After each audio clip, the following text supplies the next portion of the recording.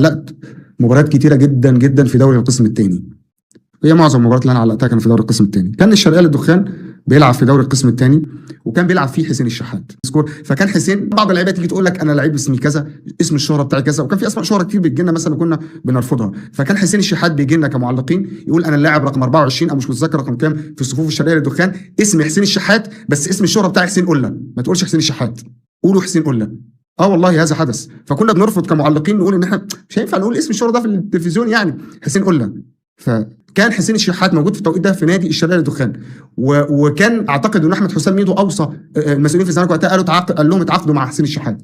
اللاعب الشرقيه للدخان كان كويس، فالزمالك كان قريب من التعاقد معاه. فمحمد القاضي الصحفي الزملكاوي كان بيغطي اخبار نادي الزمالك، كتب كده منشط قال الزمالك يقترب من التعاقد مع قله الدخان، او قله الدخان في طريق انتقاله الى الزمالك، اللي هو كان قله اسم الشهره الخاص بحسين يعني. وحتى زمايله بينادوه كده مبروك يا قله